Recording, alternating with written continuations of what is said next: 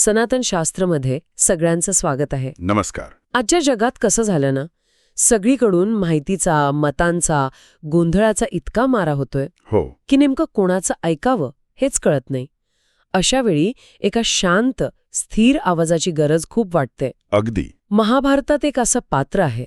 तो राजा नव्हता, मोठा योद्धाही नव्हता, पण त्याची बुद्धी आणि त्याचा सत्याचा आवाज त्या काळातल्या मोठमोठ्या सम्राटांपेक्षाही जास्त महत्वाचा होता. विदुर. विदुर म्हणजेच विवेकाचा आवाज. आणि आज आपण याच महान व्यक्तिमत्वाबद्दल जरा सखोल चर्चा करणार आहोत.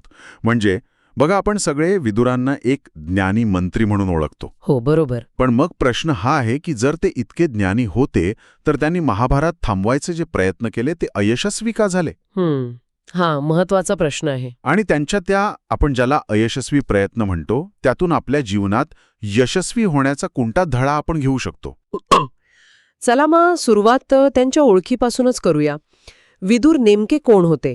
म्हणजे ते हस्तिनापूरच्या राजघराण्याचा एक महत्वाचा भाग होते, पण त्यांना तो मान कधीच मिळाला नाही. हो, जो धृतराष्ट्र किंवा पांडूंना मिळाला. काय होती या मागची पार्श्वभूमी? ही पार्श्वभूमीच त्यांच्या संपूर्ण भूमिकेचा पाया आहे. विदुरांचा जन्म महर्षी व्यासांद्वारे विचित्रवीर्याच्या राजमहालातील एका दासीच्या पोटी झाला होता. अच्छा. त्यामुळे ते धृतराष्ट्र आणि पांडू यांचे सावत्र भाऊ होते. रक्ताने राजकुमार होते, पण दासीपुत्र ही ओळख कायम राहिली. अगदी. आणि याच कारणामुळे ते त्या पिढीतले सर्वात बुद्धिमान, सर्वात नीतिमान असूनही त्यांना सिंहासनाचा हक्क नाकारण्यात आला. आध्यात्मिकदृष्ट्या तर ते अजून मोठे आहेत. त्यांना साक्षात यमधर्माचा अवतार मानलं जातं. धर्मराजाचा अवतार? हो. मांडव्य ऋषींच्या शापामुळे त्यांना मनुष्य म्हणून जन्म घ्यावा लागला होता. म्हणजे कथेच्या सुरुवातीलाच एक मोठं असंतुलन दिसतंय. जिथे सत्ता होती म्हणजे जन्मांध धृतराष्ट्र, तिथे दृष्टी नव्हती. बरोबर. आणि जिथे बुद्धी आणि दूरदृष्टी होती म्हणजे विदुर, तिथे सत्ता नव्हती. त्यांना फक्त मंत्रीपद मिळालं. मला वाटतं युद्धाची बीजं इथेच पेरली गेली होती, नाही का? अगदी बरोबर. तुम्ही खूप महत्वाचा मुद्दा मांडला आहे. हे फक्त एका राज्याचं नाहीये, हे एक युनिव्हर्सल प्रिन्सिपल आहे. जेव्हा समाजात पात्रतेपेक्षा जन्माला किंवा पदाला जास्त महत्त्व दिलं जातं तेव्हा विनाशाची सुरुवात होते. अंधशक्ती राजा झाली आणि विवेक फक्त सल्लागार राहिला. आणि त्या सल्ल्याकडे दुर्लक्ष झाल्यावर काय होतं हेच महाभारताने दाखवून दिलं. हो. आणि त्यांनी या धोक्याच्या सूचना वेळोवेळी दिल्या. म्हणजे ते एका अर्ली वॉर्निंग सिस्टम सारखे होते. पण त्यांच्याकडे कोणी लक्षच दिलं नाही. यातला तो लाक्षागृहाचा प्रसंग आठवला की आजही अंगावर काटा येतो. हो. आणि इथे हे महत्वाचं आहे की त्यांनी फक्त तोंडी विरोध केला नाही, त्यांनी कृती केली. जेव्हा दुर्योधनाने तो कट रचला, पांडवांना लाखेच्या घरात जाळून मारायचा, तेव्हा ही गोष्ट विदुरांना कळली. आणि त्यांना माहीत होतं की राजसभेत उघड बोलून काही होणार नाहीये. म्हणून त्यांनी युधिष्ठिराला एका सांकेतिक भाषेत सावध केलं. अच्छा. काय होती ती सांकेतिक भाषा? त्यांनी युधिष्ठिराला म्हणजे इतरांना कळणार नाही अशा प्रकारे सांगितलं की ज्या वस्तूंमुळे आग लागते त्यापासून स्वतःला वाचवता येतं. वाह. आणि पुढे म्हणाले, जो जंगलातील उंदराप्रमाणे बिळं आणि जमिनीखालचे मार्ग ओळखतो तो जळत्या घरातूनही वाचतो. हा थेट इशारा होता. म्हणजे त्यांनी फक्त समस्या नाही सांगितली तर उपाय पण सुचवला. इतकंच नाही, त्यांनी गुपचूप एक कारागीर पाठवून तिथे एक भुयार पण खोदून ठेवलं होतं. त्यामुळेच पांडव वाचले. आणि यानंतरचा प्रसंग म्हणजे द्यूत प्रसंग. तिथे तर सगळं उघडपणे घडत होतं. हो. तिथे त्यांची काय भूमिका होती? द्यूत प्रसंग ही विदुरांची खरी कसोटी होती. म्हणजे बघा, भर सभेत द्रौपदीचं वस्त्रहरण होतंय. भीष्म आणि द्रोणाचार्यांसारखे मोठे योद्धे माना खाली घालून बसलेत.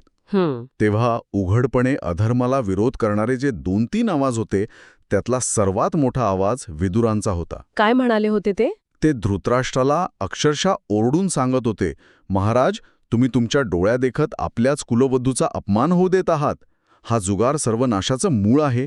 या एका चुकीमुळे संपूर्ण कौरववंश नष्ट होईल. पण कोणी ऐकलं नाही.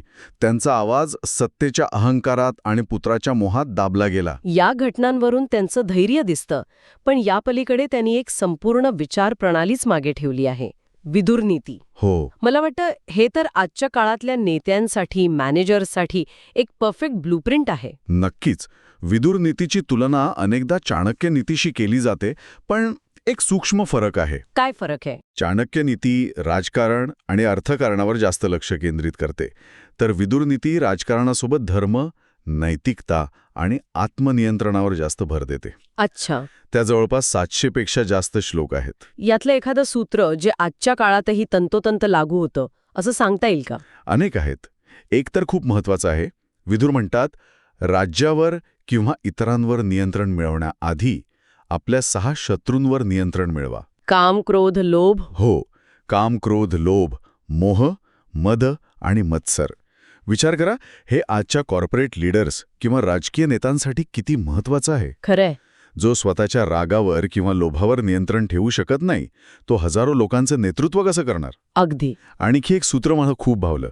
लोभ शत्रूपेक्षाही वेगाने नाश करतो. याचं तर उत्तम उदाहरण म्हणजे आजचे आर्थिक घोटाळे बरोबर. किंवा पर्यावरणाचा ऱ्हास. कमी वेळात जास्त नफा मिळवण्याचा लोभ कंपन्यांना आंधळा करतो. त्यांना दूरचे परिणाम दिसतच नाहीत. शत्रू बाहेरून हल्ला करतो, पण लोभ आतूनच पोखरून काढतो. हीच गोष्ट विदुर हजारो वर्षांपूर्वी सांगत होते. आणि यातलं सगळ्यात महत्वाचं तत्व म्हणजे सचोटी, इंटिग्रिटी. अगदी. त्यांचं संपूर्ण जीवन हे याच तत्वाचं प्रतीक आहे. त्यांनी म्हटलंय, पद आणि प्रतिष्ठेपेक्षा सचोटी श्रेष्ठ आहे, आणि ते हे जगले. हो ना. त्यांना हवं असतं तर ते दुर्योधनाची बाजू घेऊन सत्तेत राहू शकले असते, पण त्यांनी सिंहासनापेक्षा धर्माला निवडलं. आणि याच कारणामुळे भगवान श्रीकृष्णांनी हस्तिनापूरला आल्यावर दुर्योधनाचं आमंत्रण नाकारलं आणि विदुरांच्या घरी भाजी भाकरी खाणं पसंत केलं. ही तर साक्षात भगवंताने सचोटीला दिलेली मान्यता होती. बरोबर. दुर्योधनाच्या सत्तेला आणि ऐश्वर्याला दिलेली एक मोठी चपराक होती ती. हे सगळं ऐकल्यावर तोच मूळ प्रश्न पुन्हा समोर येतो. जर विदुर इतके ज्ञानी होते, इतके दूरदर्शी होते, तर ते हे महायुद्ध का थांबवू शकले नाहीत? का झालं त्यांच्या बोलण्याकडे इतकं दुर्लक्ष? याचं उत्तर खूप खोल आहे आणि ते आपल्याला मानवी स्वभावाबद्दल खूप काही शिकवतं. पहिलं आणि सोपं कारण म्हणजे त्यांच्याकडे मॉरल अथॉरिटी होती, पण एक्झिक्युटिव्ह पॉवर नव्हती. म्हणजे नैतिक अधिकार होता, पण निर्णय घेण्याचा अधिकार नव्हता. हो, ते सल्ला देऊ शकत होते, पण आदेश नाही. सत्य सांगणं त्यांच्या हातात होतं, पण ते स्वीकारायला लावणं त्यांच्या हातात नव्हतं. आणि दुसरं कारण जास्त मानसशास्त्रीय आहे. विवेक किंवा सदसद विवेक बुद्धी तुम्हाला योग्य मार्ग दाखवू शकते, पण त्या मार्गावर चालायला भाग पाडू शकत नाही. अच्छा, free will. Exactly, free will. विदुरांनी प्रत्येक धोक्याचा इशारा दिला, पण तो ऐकायचा की नाही हा निर्णय शेवटी धृतराष्ट्राचा आणि दुर्योधनाचा होता. म्हणजे विवेक तुम्हाला वेकअप कॉल देऊ शकतो, पण जर झोपेतच राहायचं ठरवलं असेल तर तो काहीच करू शकत नाही. बरोबर. हे तर आपल्या प्रत्येकाच्या आत चालणाऱ्या युद्धासारखंच आहे. या संदर्भात एक सायकोलॉजिकल मेटाफोर वापरला जातो. महाभारताला आपल्या मनाच्या आतली घटना म्हणून पाहिलं जातं. हो, हे रूपक खूपच महत्वाचं आहे.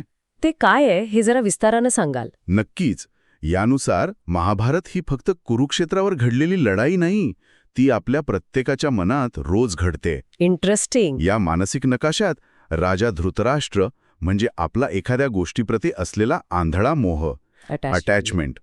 आपल्याला कळत असतं की हे चुकीचं आहे, पण मोहामुळे आपण डोळेझाक करतो. आणि दुर्योधन म्हणजे आपला अहंकार, अनियंत्रित अहंकार. आणि लोभ, जो म्हणतो मला हे हवंच आहे काहीही करून. आणि शकुनी म्हणजे आपली कपटी बुद्धी, मॅनिप्युलेटिव्ह इंटेलेक्ट, जी आपल्या अहंकाराला खतपाणी घालण्यासाठी चुकीचे मार्ग सुचवते. आणि या सगळ्या गोंधळात विदुर म्हणजे आपला आतला आवाज, आपला विवेक, आपली कॉन्शन्स, जो आपल्याला हळू आवाजात सांगत असतो हे चुकीचं आहे, हे करू नकोस.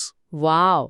जेव्हा आपण आपल्या आतल्या विदुराचा आवाज दाबून धृतराष्ट्र, दुर्योधन आणि शकुनीला निर्णय घेऊ देतो, तेव्हा आपल्या आतलं कुरुक्षेत्र सुरू होतं. आणि आपल्या आयुष्यात विध्वंस होतो.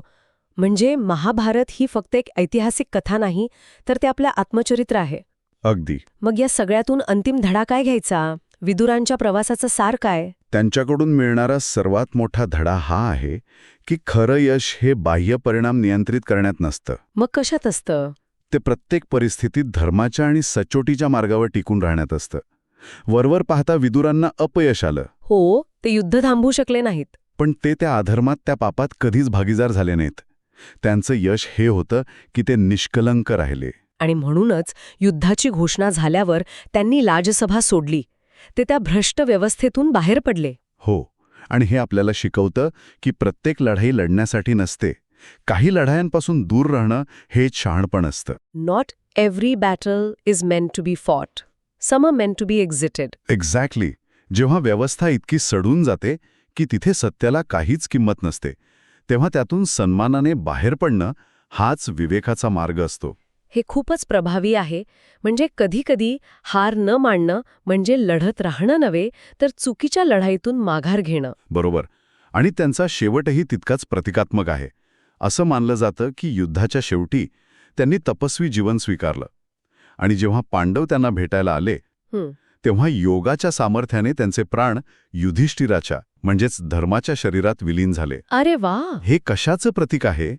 हे याचं प्रतीक आहे की विवेक आणि सत्य अखेरीस धर्माच्याच बाजूने उभे राहतात. विस्डम अल्टिमेटली मर्जेस विथ धर्मा, त्याचा कधीच पराभव होत नाही. विदुरांनी राजसभेत विवेकाचा आवाज बनून काम केलं. या संपूर्ण चर्चेवरून एक विचार मनात येतो. आपल्या रोजच्या जीवनात, आपल्या कामाच्या ठिकाणी, कुटुंबात आपण कोणाचा आवाज जास्त ऐकतो? आपल्या महत्वाकांक्षी दुर्योधनाचा, मोहात अडकलेल्या धृतराष्ट्राचा, कपटी शकुनीचा, की आपल्या आतल्या विदुराच्या त्या स्पष्ट पण शांत आवाजाचा? आणि जेव्हा आपण त्या आवाजाकडे दुर्लक्ष करतो तेव्हा काय होतं? हाच तो प्रश्न आहे जो या चर्चेनंतर प्रत्येकाने स्वतःला विचारायला हवा. बरोबर. विदुरांच्या बुद्धीचा आणि सचोटीचा हा प्रवास निश्चितच खूप काही शिकवून गेला. जर विदुराची ही स्पष्टता आणि त्यांचे विचार मनाला स्पर्श करून गेले असतील, तरी स्पष्टता इतरांपर्यंतही पोहोचवा. या चर्चेला लाईक आणि शेअर करा. आणि सनातन शास्त्राला सबस्क्राईब करा, जेणेकरून प्राचीन ज्ञानाचा आधुनिक संदर्भ देणारा आमचा पुढचा प्रवास चुकणार नाही. आजच्या चर्चेतील विदुरांचा कोणता धडा तुम्हाला सर्वात जास्त महत्त्वाचा वाटला, हे आम्हाला कमेंट्समध्ये नक्की सांगा. तुमच्या आतला विदुर आज तुम्हाला काय सांगतोय हे ऐकायला आम्हाला आवडेल. तुमच्या विचारांची आम्ही वाट पाहत आहोत.